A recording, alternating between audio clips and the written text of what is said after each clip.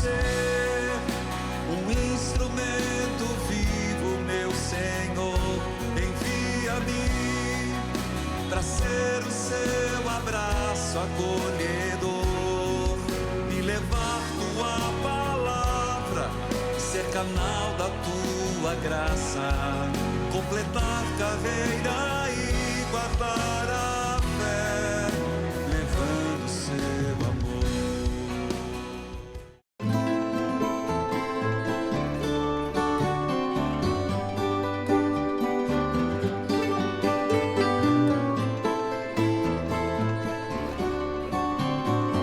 Uma cidade encantadora que nos convida a refletir sobre a coragem e determinação daqueles que desbravaram os mares, moldando a história de Portugal e do mundo. Estamos em Lisboa. Nesta jornada pelo passado, vamos explorar a área de Belém, uma região repleta de história, arquitetura impressionante e sabores incríveis. Prepare-se por um passeio nesta região que já testemunhou inúmeros acontecimentos. Começa agora Padre em Missão, especial Portugal.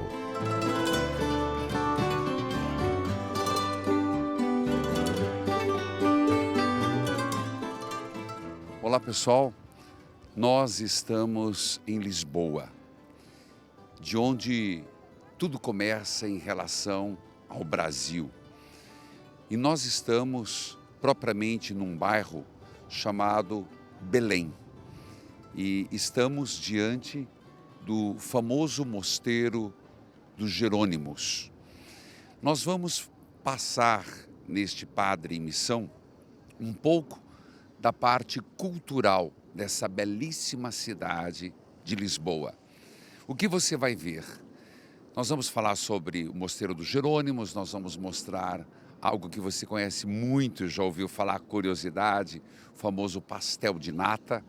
Depois nós iremos percorrer alguns lugares de onde saíram as caravelas para o descobrimento do Brasil e também nós vamos ver algumas imagens panorâmicas da cidade e assim você vai acompanhar o Padre em Missão, conhecendo um pouco da cultura, da beleza que é essa cidade de Lisboa.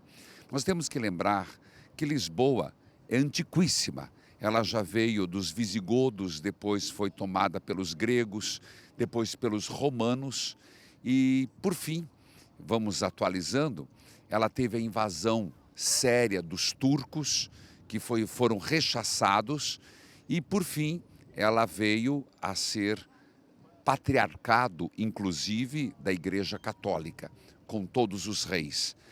E nós estamos aqui num outro período da história, onde estamos diante do Mosteiro dos Jerônimos. O mosteiro foi construído a pedido de Dom Manuel I, com o objetivo de, primeiro, rezar pelo rei, segundo, rezar pelas expedições. E esse grande mosteiro foi entregue aos cuidados dos monges de São Jerônimo, que se baseavam a vida em Santo Agostinho, aquela base de oração, silêncio, amor, que eles tinham um profundo amor à música e também, claro, à oração. E esse é o motivo de São Jerônimo, esse mosteiro de São Jerônimo, mas depois, quando terminou os reinados, ele foi entregue para outras funções. Mas agora eu quero chamar meu amigo, seja bem-vindo, Luís, um prazer. Igualmente, é um prazer recebê-lo aqui em Lisboa. Eu estava contextualizando essa belíssima construção dos Jerônimos. Falei certo? Falou, certo. Nós chamamos este mosteiro o Mosteiro dos Jerônimos e, como disse há pouco, é um mosteiro que pertencia na altura à Ordem de São Jerónimo. Como muitas outras ordens que existiam em Portugal e por volta da Europa. Sim, acertou. E nós temos aqui, são várias construções, você podia nos localizar, porque na verdade não é a mesma coisa, são praticamente dois edifícios distintos na arquitetura e na função. Aqui nós temos... Aqui nós temos o mosteiro, o original, a construção original, que servia maioritariamente, como disse, para oração. Demorou cerca de 100 anos a ser construído, mas temos que também juntar aqui na parte oeste do edifício os chamados claustros. Este edifício bastante grande que inclui salas diversas, túmulos, inclui também uma grande biblioteca e que torna todo este edifício um edifício grandioso e, como se pode ver por aqui, milhares e milhões de pessoas já passaram por aqui para visitar. E nós temos aqui também, além de Camões, outros que foram sepultados. Poderia nos lembrar? Sim, temos aqui assim então Pedro Álvares Cabral. Pedro Álvares Cabral foi o descobridor que, talvez um pouquinho por acaso, chegou até às terras de Vera Cruz, mais tarde conhecidas por Brasil. Exatamente, e que, como de uma certa maneira conseguimos arrancar das mãos dos espanhóis, porque ficava dentro do mundo deles, do lado deles do mundo, e colocá-las na coroa portuguesa. E daí o Brasil ter uma grande importância para nós, na América do Sul, onde falam português. Portanto, Pedro Álvares Cabral tem realmente aqui um lugar cativo aqui nesta igreja, sem dúvida.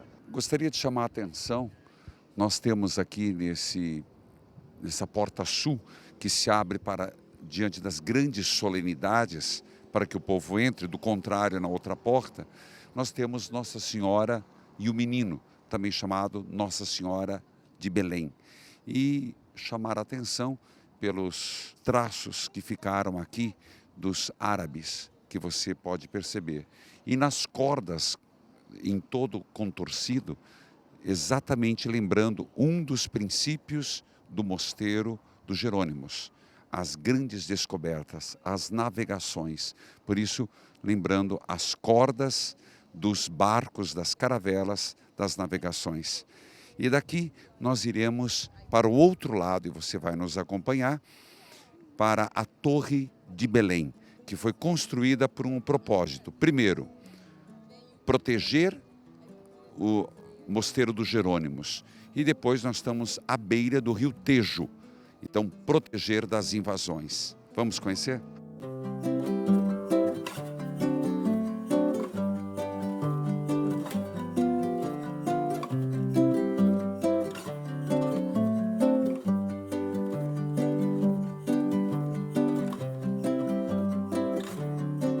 Depois de caminharmos alguns metros, quanto que dá de lá aqui? Aí uns 5 minutos. 7 minutos andando, passamos embaixo, não está tão frio não. Nós chegamos ao Monumento do Descobrimento, é isso? É isso mesmo. Nós chamamos agora o Padrão dos Descobrimentos. Este Padrão dos Descobrimentos nasceu por Salazar para comemorar Portugal ao mundo. Basicamente foi na exposição de Portugal em 1940 que pela primeira vez vimos o Padrão dos Descobrimentos, não assim em cimento e concreto, mas em materiais perecíveis, em madeira, que era desmontável. Salazar, 20 anos depois, decide que teria que se construir algo mais estável e mais digno de Portugal, e então decidiu construir o que é agora chamado o Padrão dos Descobrimentos, que já sofreu também algumas alterações e melhoramentos ao longo do tempo. Ainda não é aqui que nós estamos, na Torre de Belém, e da onde saem as caravelas. É daqui a pouquinho, mas vamos primeiro apreciar este Monumento do Descobrimento.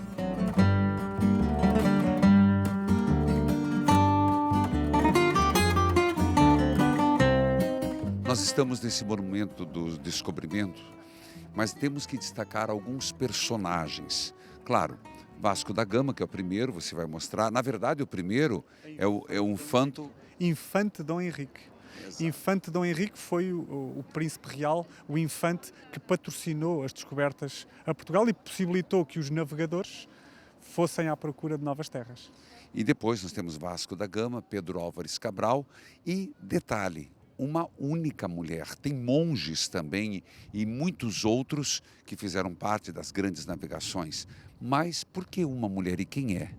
Reza a história que a única mulher, Dona Leonor, uma das grandes rainhas de Portugal, simboliza aqui todas as mulheres ficavam aqui à espera dos seus maridos e dos seus filhos e dos seus parentes que retornassem destas viagens intermináveis, e então esta única mulher representa, ao fundo, todas as mulheres de Portugal que esperavam os navios chegar.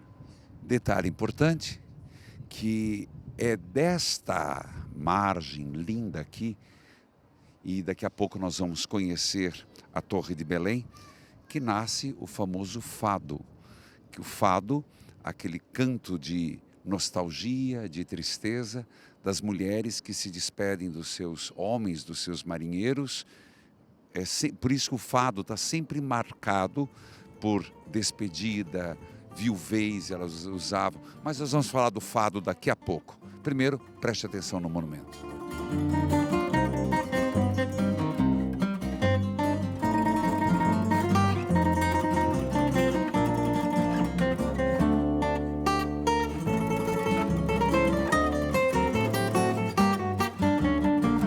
Quantas rotas, caminho das Índias e inclusive o Brasil descoberto a partir da navegação portuguesa.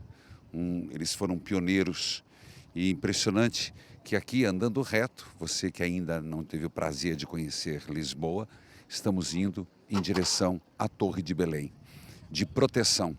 E não sei se você sabe, mas aqui era mar, e o mar e o rio Tejo chegava até perto dos Jerônimos. Então aqui era uma pequena ilhota de pedras, onde foi construído para a proteção dessa região, porque aqui moravam os reis, a Torre de Belém. Vamos conhecer.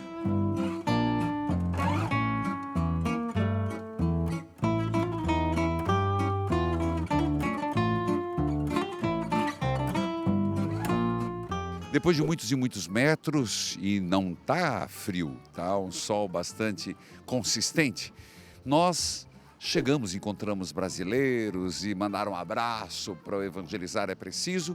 Nós chegamos aqui à famosa Torre de Belém, onde tudo aqui é Belém, mas não é o lugar do nascimento de nosso Senhor Jesus Cristo. Pastel de Belém, Torre de Belém. Mas e a torre, Luiz? Bom, então, para cumprir com essa regra, esta realmente não é a Torre de Belém. Esta é a Torre de São Vicente. Aprendi mais uma, gente. Eu estava guardando esta para o fim. É verdade, então a Torre de São Vicente, porque o padroeiro de Lisboa não é Santo António, é mesmo São Vicente. Não é Santo Antônio? Mas, rapaz, Santo Antônio nasceu aqui, mas tudo bem. Ok, então... Isso é culpa dos alfacinhas. Alfacinhas é um nome que também não é pejorativo, né? É um nome comum para os lisboetas, também eram chamados de alfacinhas. Detalhes, eu conto. Alfacinhas é porque teve um cerco e eles estavam lá em cima e a única comida que tinham era alface para comer. Ele tem outra que é do jardim, quando foi aberto o jardim, uma Champs-Élysées aqui de Lisboa, as pessoas iam fazer piquenique, mas só levavam alface. Alface, que significa uma herança também dos mouros. Voltamos à Torre de São Vicente, que não é de Belém, de Santo Antônio, que não é patrono de Lisboa, mas é São Vicente, por favor. É verdade, a Torre de Belém, a Torre de São Vicente de Fora, a par de Belém, era realmente uma construção feita inicialmente para defender Lisboa. E, curiosamente, nós podemos ver agora a torre que está ali na margem do Tejo. A torre estava literalmente a meio do Tejo, porque as praias chegavam até ao Mosteiro dos Jerónimos, portanto a torre estava num amontoado de rochoso a meio do Tejo. Foi realmente uma grande fortaleza, foi depois otimizada, depois das invasões, otimizada para uma prisão, onde algumas pessoas espanholas estiveram aqui presas, e inclusive um arcebispo português que estava do lado espanhol acabou também por ser encarcerado aqui nesta Torre de Belém. Pois bem, e é um prédio imponente. Tem algum detalhe arquitetônico, algo do prédio? É assim, arquitetónico, muito em comum aqui com todos os edifícios desta época. Tem o estilo manuelino, que é o estilo característico de D. Manuel I, quando dos descobrimentos, na época de 1500. Mas tem muitos elementos também moriscos, tem muitos elementos vegetativos, com animais e plantas, e tem também alguns elementos mais medievais, como algumas torres, as torres Menagem. São um bom exemplo de uma mistura de estilos arquitetónicos. Luiz, vem cá, vamos contar mais uma coisinha aqui interessante. Ó, só para perceber, então tem uma pequena ponte, como falamos, que liga até a Torre de Belém. E é lindíssimo. Aqui é romântico, mas ao mesmo tempo é bucólico e desolador. Tanto que é parte da cultura dos portugueses o fado. O que é o fado para você? Bem, o fado é algo que nos vem da alma, é um sentimento muito forte, talvez simbolizado pela palavra portuguesa que só nós, os portugueses e os brasileiros, é que conhecem, que é saudade. Sem dúvida é uma música, é uma canção melancólica, é uma canção, se poderá dizer, triste, de perca do amor, da saudade, o estar longe, o não voltar a ver, e sim, intimamente ligada com os nossos descobrimentos. O fado, ou seja, o destino. Eu fico imaginando as senhoras, as viúvas, porque o fado geralmente é feito com elas de preto, com aqueles chales de crochê que você conhece no Brasil, elas olhando para o Tejo e vendo as embarcações indo e não sabe se retornariam. O fado sempre fala de saudade, de retorno, de espera e também de muito amor. Mas eu sou assim, fugindo ao fado, fugia de mim, cantando dobrado.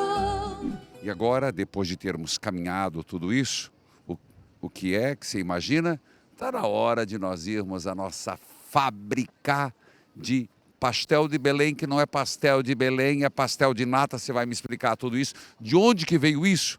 Você sabia que os frades, a igreja é muito boa? Você vai saber a história daqui a pouco. Acompanhe essas imagens lindas aqui da fortaleza da Torre de Belém. A Torre de Belém é um verdadeiro símbolo da alma lusitana, assim como as emocionantes notas do fado, ritmo musical nascido em Portugal. Testemunha silenciosa dos tempos das grandes navegações, a Torre de Belém viu partir as caravelas rumo ao desconhecido, com sonhos e esperanças no horizonte. O fado, com sua melancolia, canta sobre a saudade e a incerteza do retorno daqueles que se aventuraram no mar.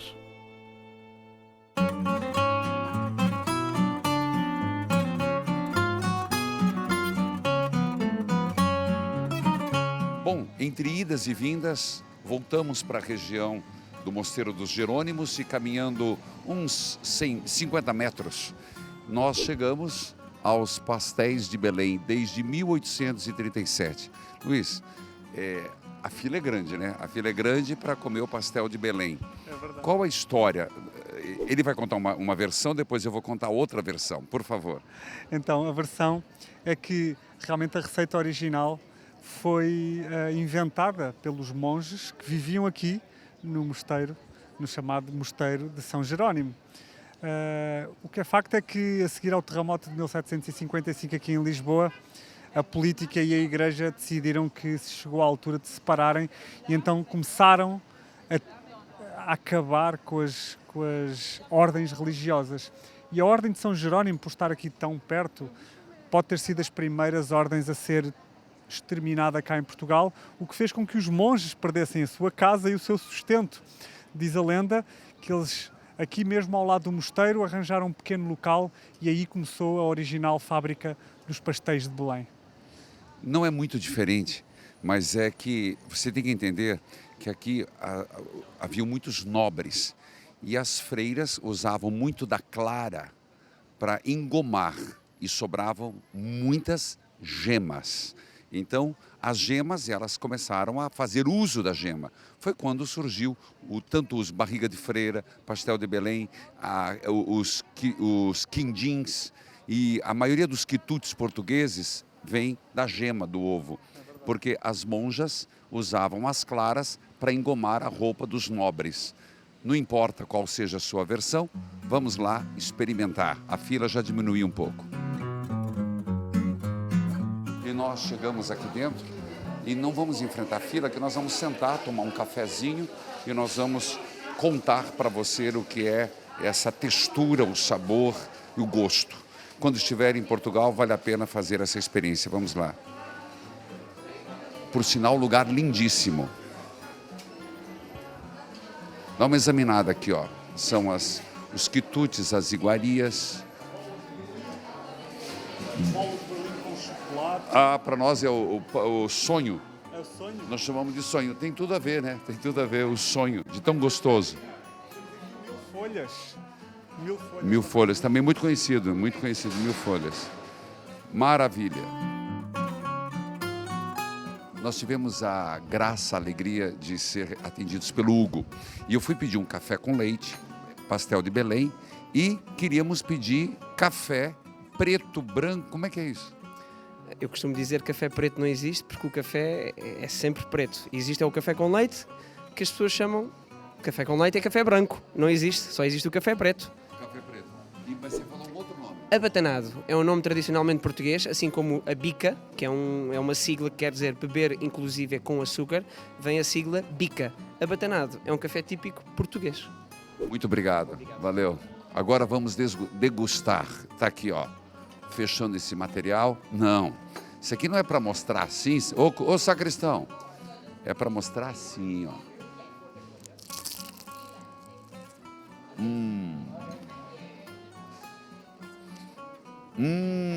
Como diz Ana Maria, maravilhoso.